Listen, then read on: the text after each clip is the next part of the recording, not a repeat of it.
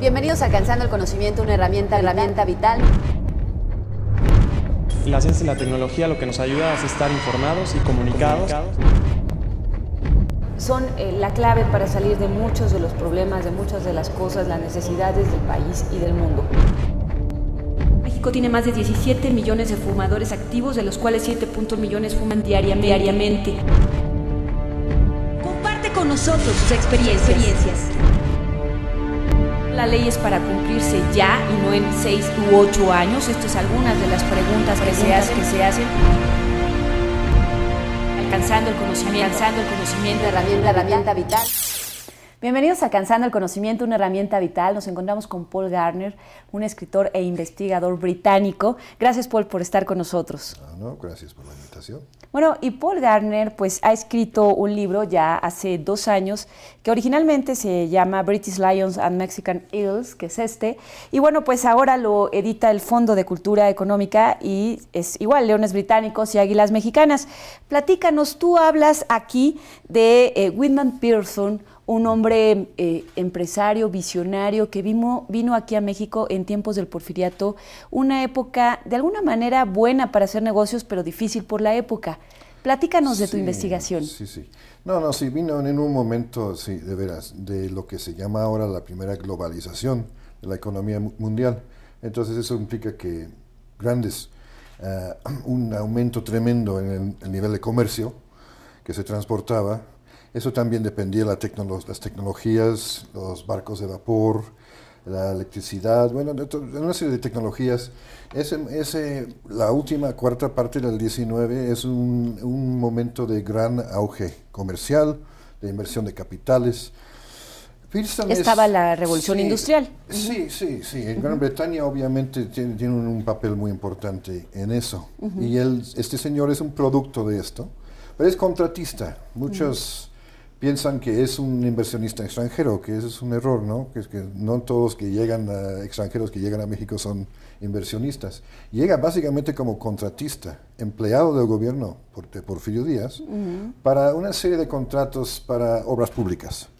Entonces vino en 1889 y el contrato fue un proyecto de gran envergadura y muy importante, y simbólicamente muy importante, el canal del desagüe del Valle de México.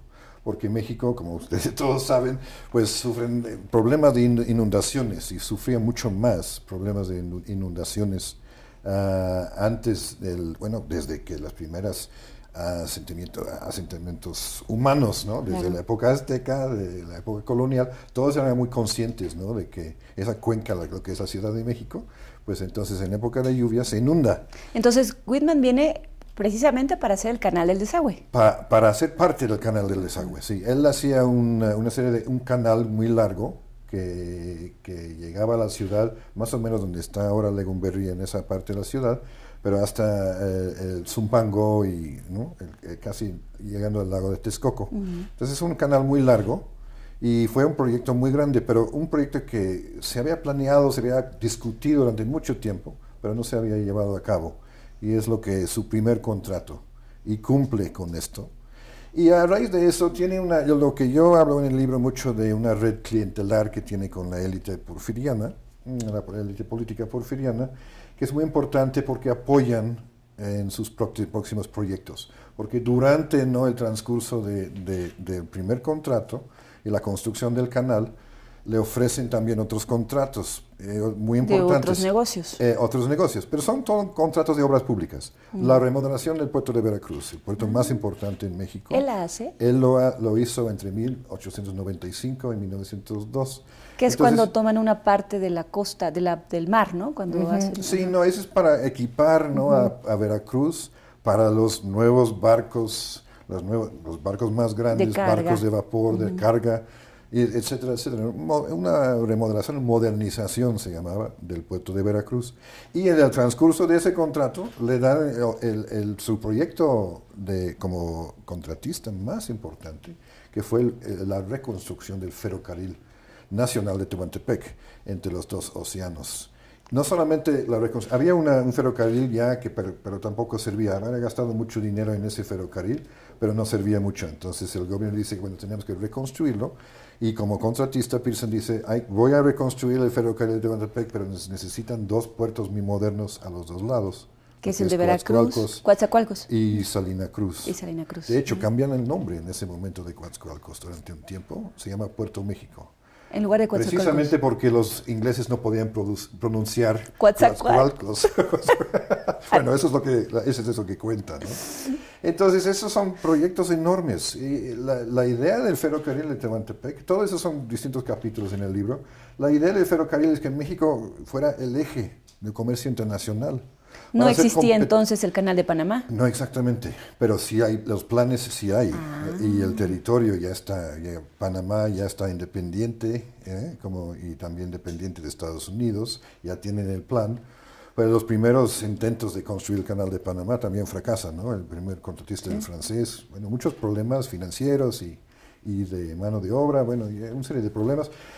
Pero en México sí, eso siempre se ha discutido, ¿no? Que México iba a ser, que había 3 propuestas en el 19, Nicaragua, Panamá y el Istmo de Tehuantepec. No, y es la hora que el Istmo de Tehuantepec no despunta, porque solo se hizo esa obra en el Porfiriato, ese ferrocarril, pero después ya no se hizo más.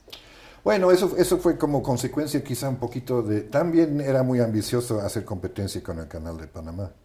Pero sí, se inaugura el proyecto en 1907, pocos años, 3 años antes de la Revolución.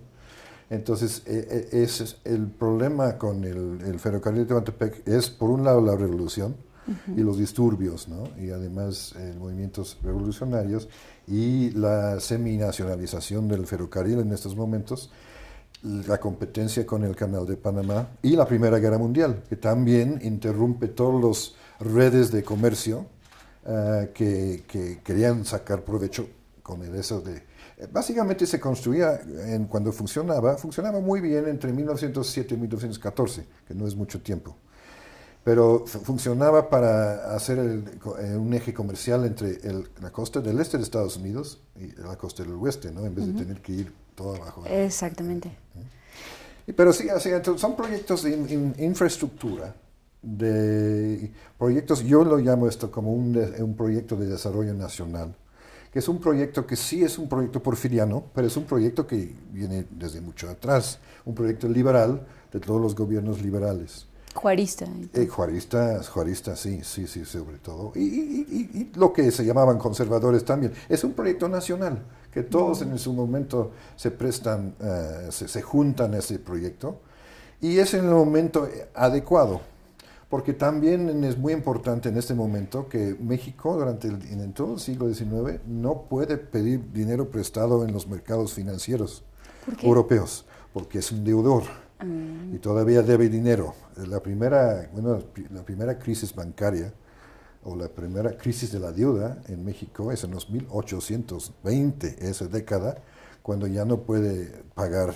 Y durante todo el 19, hasta la renegociación de esa deuda, que se llamaba deuda inglesa, en la época de Porfiriato. Es el ministro de Finanzas de Porfirio, el primero, Manuel Dublán, que soluciona ese problema. Entonces, México ya no es un paría, México ya tiene acceso a los capitales extranjeros. El segundo préstamo se usa para el Canal del Desagüe. Y como es un préstamo que se consigue en Londres, claro, en realidad para apaciguar a los inversionistas británicos, ¿no? Que este proyecto estuviera en manos de un británico. Entonces ayuda mucho por eso a esto. No es una cláusula oficial, pero sí hay muchos rumores y todo el mundo piensa, ¿no?, que pues se van a conseguir más inversionistas, ¿no? Si este préstamo está en manos, o el proyecto está en manos de una compañía inglesa. Eso ayuda mucho a Pearson esto. Entonces, y además se rompieron después de la invasión francesa, que apoyaba el gobierno británico, se rompen relaciones entre México e Inglaterra. No hay relaciones oficiales diplomáticas. Desde 67 hasta 1867, después la intervención, hasta 1884. O sea que Porfirio Díaz de alguna manera lima estas asperezas con el gobierno británico a través de los negocios. Porque en ese transcurso hay mucha inversión de Estados Unidos, que viene de Estados Unidos, pero no quiere el gobierno porfiriano depender siempre de las inversiones de Estados Unidos. Se acordarán siempre de la frase que se atribuye a Porfirio Díaz, ¿no? Pobre México, tan lejos de Dios y tan cerca de Estados Unidos. No quieren depender, entonces siempre buscaba restablecer relaciones con Francia, no con España primero. Es poco más complicado porque la deuda no está más que nada con los tenedores de bonos de Londres, que todas ejercen mucha presión sobre el gobierno británico de no renovar y restablecer relaciones o renegociar la deuda. Pero esas dos cosas pasan en 1880 y esa es la época cuando llega Pearson. Entonces ese es el contexto más importante. Tú ya has estudiado y has escrito libros sobre Porfirio Díaz y te apasiona mucho esa época. ¿Por qué? Porque es época de la primera globalización, época de la gran modernización. Bueno, a nivel, en Occidente en general, los cimientos de toda la época moderna se encuentran ahí, ¿no? Los avances tecnológicos muy importantes. Y también el desarrollo también de sistemas políticos también. En esta época hay grandes movimientos. Es lo que buscamos en el caso de México, buscamos todo México moderno en el porfiriato. Y es igual en Inglaterra, ¿no? Claro que la construcción de ciudades, ¿no? La urbanización, asuntos no son muy tan elegantes como el drenaje, los sistemas de drenaje. Y sistemas también de, asistencia social. Bueno, hay una serie de procesos. Por eso me parece una época muy interesante. Y sobre todo en México, porque hay una cierta distorsión, voy a decir, historiográfica. Sí. En el sentido de que México moderno nace con la Revolución. Y no es cierto. Y no es cierto. Todo lo moderno viene antes. Y la revolución es la revolución. Y es también complicada y todavía se tiene que entender quizá mejor. Pero en esta distorsión que hablas también hay muchos prejuicios, justamente, de que pues atacan a Porfirio Díaz justamente. Bueno, pues sí fue un hombre que se perpetuó en el poder muchísimo tiempo y se benefició sin duda, pero también hizo muchísimas obras, ¿no? Y se las podemos ver todavía al día de hoy. Bueno, la interesante comparación serían, por ejemplo, las fiestas del primer centenario de la independencia, 1910, exquisitamente planeados por este grupo en el poder, sobre todo el ministro Limantur, que es el arquitecto de ese proyecto de desarrollo nacional. Porfirio Díaz obviamente tiene mucho que ver con esto también, pero se planea exquisitamente, ¿no? Una muestra al mundo, ¿no? La inserción de México en el mundo moderno, de la ciencia, de la tecnología, de los grandes edificios, de la moda francesa. Y todo eso se ve en un mes de celebraciones. Y cuando se compara esto con un proyecto de nación, exacto. Eso es lo que se proyectaba, ¿no? Y no se entiende muy bien las fiestas de centenario porque siempre se les ve como ocurren 2 meses antes de la revolución. Entonces tiene que ser a raíz de eso, tiene que ser una proyección falsa, ¿no? Ficticia, ¿no? Fantástica, de fantasía, ¿no? Porfiriana. Pero en realidad no. Bueno, sí había fantasías, porque querían proyectar un México moderno que todavía tenía muchos problemas sociales. Sí, ¿no? Mucho atraso. Exacto, y mucho atraso. Pero lo interesante es que la proyección de un proyecto nacional. En 2010, el bicentenario, el primer centenario de la Revolución, pues las comparaciones que se construyó que una estela de luz, no sé, nada más. Eso tardó también en construirse y no se abrió para 2010 tampoco. Entonces, no sabían nada pero eso esa es la diferencia. Sale una crisis de nación, o sea, de proyecto nacional, y que pues eso es interesante, ¿no? Es interesante. No, claro que hay mucho de los centros de centenario de 1910 fueron, como una fantasía, una proyección, una modernización imaginaria, ¿no? Yeah. Pero sí había asignitos, los edificios, los monumentos. Claro. El hemiciclo a Juárez y también el Ángel de Independencia son todavía símbolos de la nación Bellas mexicana. Artes, sí. Todo eso son símbolos importantes, ¿no? Sí. Que han perdurado. Y bueno, Whitman Pearson viene y ¿Y qué pasa con él? Se enfrenta a una realidad muy distinta a la que se vivía en Inglaterra, aunque bueno, tenía el apoyo de Porfirio Díaz. Bueno, para mí en realidad está aquí 30 años y en esos 30 años saca muchos beneficios él, ¿no? Porque no es barato, esas construcciones no son baratas. La ventaja de Pearson es que sí cumple. Eso sí, como muchos contratistas que no cumplen con los proyectos. Como conocemos muchos aquí en México. Yo creo que sí, es una de sus grandes ventajas, ¿no? Entonces él saca lo que quiere sacar, ¿no? Tiene su pericia, ¿no? en la tecnología y en las obras de infraestructura. Y el gobierno de Porfirio Díaz lo tiene que pagar grandes cantidades, pero reciben, ¿no?, los monumentos y los proyectos que van a ser muy importantes, la idea, sobre todo el ferrocarril y puertos, entonces parte de la modernización del país, una infraestructura moderna para que México avanzara económicamente, etc. Luego, lo que interesante es eso, que Pearson se interesa en el petróleo. Ajá. Y eso es muy interesante porque no es un oil man, no tiene ninguna experiencia en el petróleo.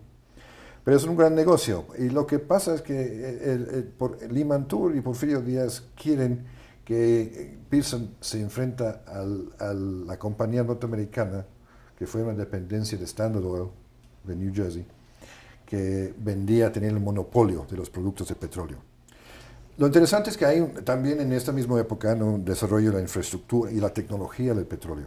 Porque el petróleo al principio se utilizaba en sus primeros cimientos de la industria para iluminar y para lubricación de maquinaria, etc. Nada de gasoil, nada de gasolina, nada de motores de combustión interna. Esa es una invención de finales de siglo, que tiene gran empuje en el...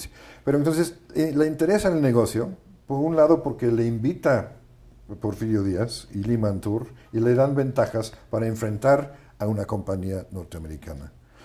Pero la diferencia es que ese es su negocio, porque él invierte su propio dinero en sus otros proyectos, los riesgos... ¿Y forma el águila? Forma el águila, básicamente el águila, sí. Pero, sí. A ver, dime una cosa, en ese tiempo no existía Petróleos Mexicanos, como lo conocemos ahora. ¿Cómo existía el petróleo? ¿México ya sabía que tenía mucho petróleo en aquel tiempo? No, nadie sabía lo que había, cuánto había, de qué calidad, en qué circunstancias y en dónde. Todos sabían que en el istmo de Tehuantepec, en el Golfo, porque si habían chapopotes naturales, ¿no? Entonces, eso desde la época precolombina, la época pre-europea, que pues se utilizaba, ¿no?, para los barcos, los canoas, y tiene también aplicaciones medicinales, ¿no? Pero no, es hasta el 19, la industria del petróleo se establece en Estados Unidos primero, segundo en Rusia, y México es el tercer país, porque aquí hay mucho petróleo. ¿Todavía British Petroleum no existía? No, son compañías privadas. Es muy parecido a las minerías, ¿no?, que es en época de Porfiriato que se invita o deja el acceso a inversionistas extranjeros de sacar los productos y pagar impuestos o rentas sobre la productividad. Y es el mismo modelo que se usa para el petróleo. Pero la primera empresa importante es una empresa norteamericana que importa el petróleo de Estados Unidos para venderlo al mercado doméstico. Eso se llama Waters Pierce Oil Company. Y es el que Pearson se le invita a enfrentar a esa compañía. Él reconoce que para hacer una industria se necesita una empresa integrada, ¿no?, con todo desde que la producción del petróleo hasta la refinación de petróleo y luego la comercialización de estos productos derivados. Y entonces empieza con esto de una infraestructura. Y hay otras compañías norteamericanas también. Son tres grandes en este momento. Dos de Estados Unidos y Pearson, ¿no? ¿Y el Águila logra establece el Águila en 1908, pero tiene todo en una infraestructura de agencias de ventas, pero tiene que importar el petróleo y construye una refinería también, pero no tiene crudo, porque no lo ha encontrado en grandes cantidades. Había una compañía, la Mexican Petroleum Company of California, que también sí había descubierto crudo en grandes cantidades o en mayores cantidades. La gran ventaja para Pearson, y esa es una fecha muy curiosa, porque ese es diciembre de 1910, 3 meses después de empezar, 2 meses después de empezar la revolución maderista, descubre grandes cantidades. Todos se concentran en lo que se llama la faja de oro, que es la Huasteca, ¿no? Huasteca potosina, veracruzana más que. Y eso es donde están los grandes pozos petroleros. Pero Pearson descubre... Que es el Golfo, la parte. Sí. Un pozo que se llama Potrero número 4, que es en ese momento y en los próximos 10 años va a ser el pozo más productivo del mundo. Bueno, las cifras no son, quizás no tan confiables, pero si no es el más productivo, es uno de los más productivos. Y eso es la gran ventaja. Por eso Pearson se queda en la revolución, porque no podemos salir, dice. Porque tenemos toda la infraestructura, ahora hemos encontrado lo que hemos buscado durante casi 10 años, que es grandes cantidades de crudo. De hecho, el Águila tiene más crudo de lo que se puede refinar y lo que se puede... Y eso es muy interesante. Entonces hay empresas, unos que venden productos de petróleo aquí en México, otros que producen, refinan y también venden, como el Águila.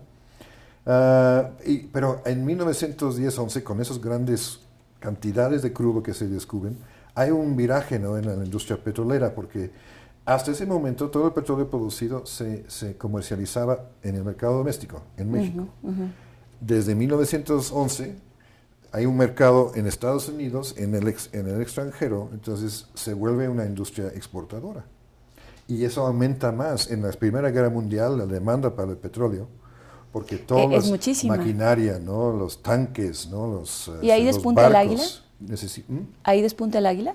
Sí, Águila participa mucho, exporta casi toda su producción a Estados Unidos, pero Estados Unidos está surtiendo también a los aliados en Europa. Entonces, parte de lo que su producción se va directamente a Inglaterra, pero la mayor parte se va a Estados Unidos. Pero la Primera Guerra Mundial es importantísima para el desarrollo de la industria petrolera a nivel internacional. Pero al mismo tiempo, cuando se reconoce que hay mucho petróleo en México, obviamente los grupos revolucionarios, el grupo carancista, el gobierno carancista, todos quieren, hay dos cosas, quieren por un lado poner impuestos sobre la producción, porque es una fuente de riqueza muy importante para todos los grupos revolucionarios, ¿no? Hasta desde que los independientes, vamos a decir, hasta los constitucionalistas.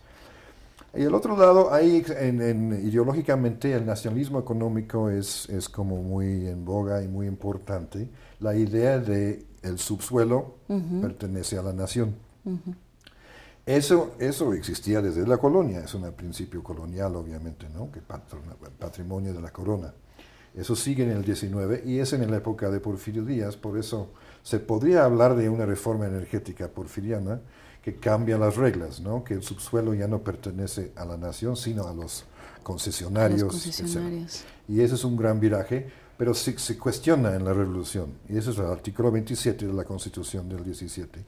Y esa idea de un nacionalismo económico no va directamente, pero forma la base de lo que va a ser la expropiación petrolera de 38. Hay mucho debate si fue un gran plan, ¿no?, de renacionalizar o de nacionalizar los bienes de petróleo. Yo creo que hay mucha contingencia en eso, había oportunidades, pero esa idea es muy fuerte dentro de la revolución. Entonces, las compañías de petróleo en la revolución tienen que enfrentar muchos problemas, ¿no?, por la política interna, por disturbios revolucionarios, pero la realidad es que hay un gran mercado y se hacen ricos, y hay muchas compañías que llegan a México con el intento de explotar esas nuevas riquezas, porque México, de la nada, aparece como el tercer país productor del mundo para 1920. Entonces, a pesar de que era apoyado por el porfiriato se acaba con la revolución, Pearson se queda. Hay una gran ironía, ¿no?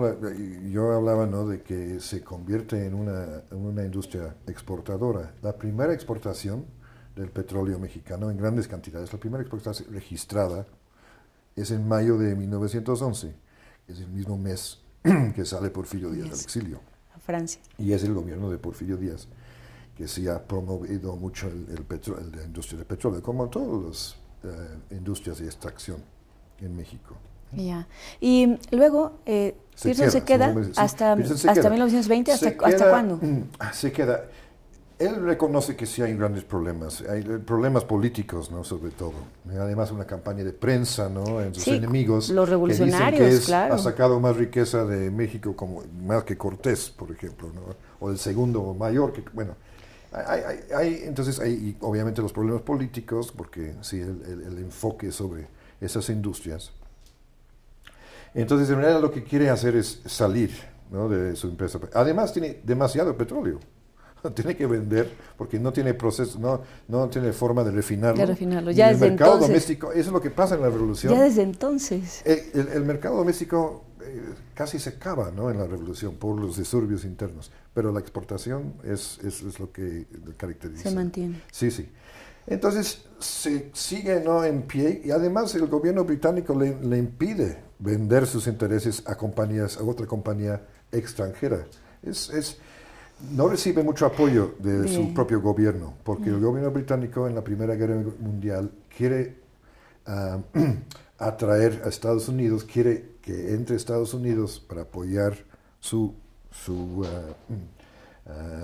guerra en el lado de los aliados. Entonces, y el gobierno de Estados Unidos no está muy contento con el poder que tiene el Águila, ¿no?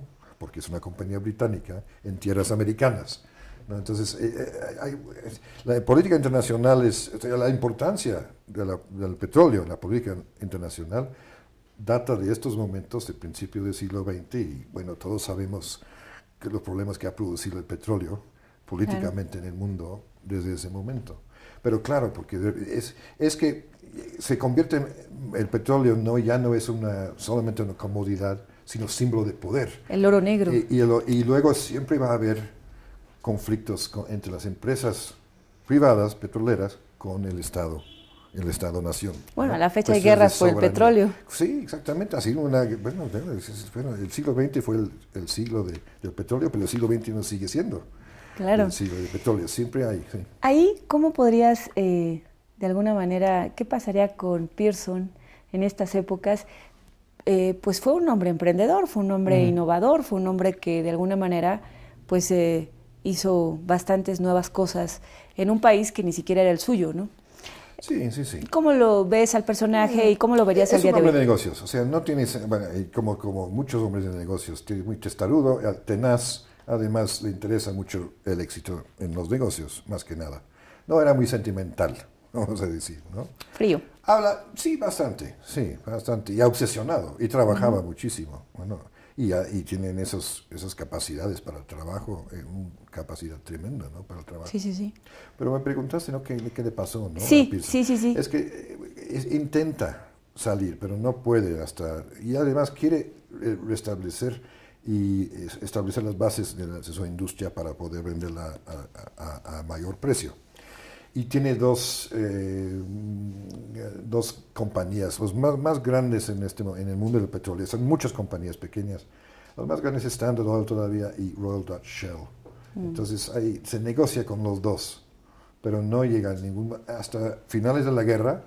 No hay oposición de los británicos en la venta, ¿no? De su compañía. Estamos hablando del 30. 1918 es cuando termina la guerra. 1919 vende la mayoría de sus acciones a Shell, pero más importante, la junta directiva ahora está en manos de esa compañía. Entonces tiene todavía acciones en el Águila hasta la expropiación, pero ya no tiene un maneja. Y de hecho, personalmente, venía desde 1889, cuando llegó a México por primera vez, pasaba casi 3 meses cada año en México, vigilando, ¿no? los proyectos.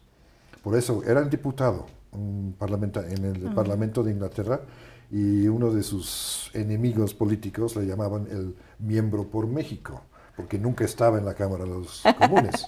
Entonces eso fue uno de los nombres que se daba, ¿no? El Member for Mexico, ¿no? El diputado por México, claro. Que obviamente no representaba a México, pero es como una forma de criticarlo. Claro. ¿Y se regresa a Inglaterra o después de que vende? Pero desde 1912, cuando ya se empieza a empeorar la situación política en México, ¿no? Con la idea de pues ya se desestabiliza más en esos años, ya no regresa y le aconsejan que no vuelva a México, y desde 1912 ya no vuelve, 1919, eso es cuando termina el libro en realidad, porque para mí es un fin de su imperio empresarial. Y ese juego del imperio, o sea, no es representante del imperio británico, pero crea su propia, por sus propios intereses, un imperio empresarial.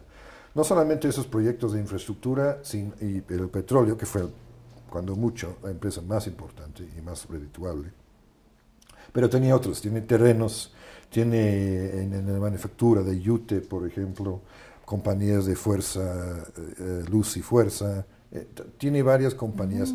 Es lo que, y eso no lo trato mucho porque trato en el libro de enfocarte a esto. Enfocar en esos los grandes proyectos, los de infraestructura, el ferrocarril, el canal del desagüe, los puertos y sobre todo el petróleo. Sí. Y bueno, tú como historiador, siempre se nos ha dicho, ¿no?, que el que no conoce su historia está obligado a repetirla. ¿Cómo ves a México? ¿Cómo ves a este país que no ha tenido ese desarrollo, que dada su situación geográfica podría tener un desarrollo impresionante? Bueno, siempre México ha sido el país del futuro, ¿no? Todos lo decían, todos han hablado de eso. La joya de la corona española. Ya se hablaba de eso. Y en Porfiriato también.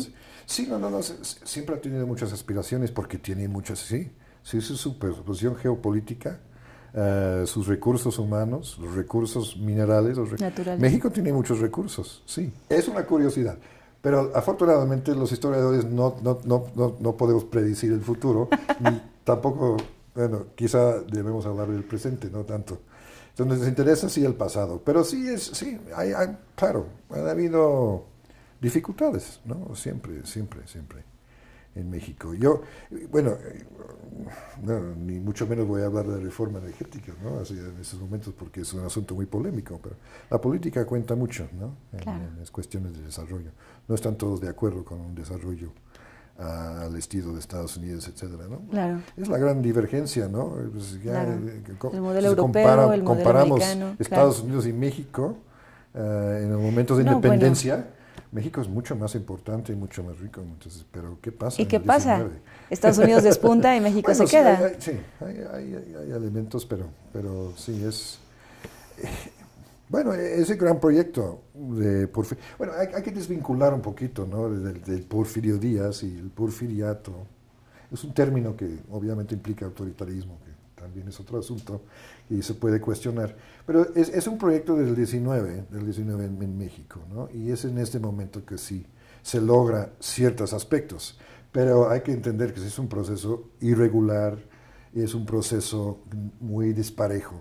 Bueno, ahora estamos en el 21. Vamos a ver qué pasa en el 21. Sí, el desarrollo siempre es disparejo. Eso es lo que parece. ¿Algo más, Paul? No. Pues recomendarles a todos que pues lean tu libro. Es una historia interesantísima. Sí. Nadie lo pensaría, pero sí, o sea, es una historia de un hombre realmente como con mucha pasión y como dices, frío, pero muy ubicado. Bueno, sí, muy concentrado en su negocio. Exacto. Y en realidad llega a ser uno de los hombres más ricos de Gran Bretaña y su compañía es una de las más, en cuestiones de acciones y valor de su compañía, es una de las más grandes. ¿Cuándo muere él? 1927. Ya. Sí. Y sí, ¿no? Sube a los Cámaros Lores. Se conoce aquí en México porque se convirtió, en 1910 le suben a la Cámara de los Lores y se llama después Lord Cowdray. Eso es entonces, muchas personas piensan que es Whitman Pearson, Lord Cowdray, son diferentes personas. Es el mismo. Es el mismo. Lo que pasa cuando uno sube a los Cámaras de los Lores, te cambia el nombre. Lo que nunca me va a pasar a mí, uno escoge normalmente el título que es relacionado con una finca, una hacienda, o bueno, un territorio o un pueblo, ¿no? Y él tenía una finca que se llamaba The Cowdray Estate, lo había rentado, después lo compró, pero se llama Cowdray, ¿no? Y se conoce en México por el hospital ABC, que es el American British Cowdray Hospital, porque él deja un dinero en 1923 para un hospital para la comunidad británica, que muchos fueron sus empleados o sus ex empleados, ¿no? ¿Y así se forma el hospital? Se forma el hospital, ya existe el hospital americano, eso de 1887, y en 1941 se juntan los dos al American British Cowdray Hospital. Sí, entonces se conoce Cowrie. Bueno, por eso y por el águila. No está conocido en Inglaterra, nadie lo reconoce, o sea, no está conocido, o sea, es un bastante desconocido, y eso es curioso, porque sí fue uno de los grandes empresarios. No solamente en México, sino en toda América Latina. Yo creo que en todo el Imperio Británico, que México no formaba parte del Imperio Británico, pero en todo el Imperio Británico, que sí es la época de auge del Imperio Británico. Y sí es uno de los grandes empresarios. Es, bueno, de todos los tiempos, yo diría. Pues muchísimas gracias por esta entrevista muy interesante. Y bueno, pues a todos ustedes les recomendamos que no dejen de leer Leones Británicos y Águilas Mexicanas. Y bueno, pues es un libro que es una producción ahora de una edición nueva del Fondo de Cultura Económica. Y gracias Paul, y gracias a todos ustedes por estar con nosotros aquí en Alcanzando el Conocimiento, una herramienta vital.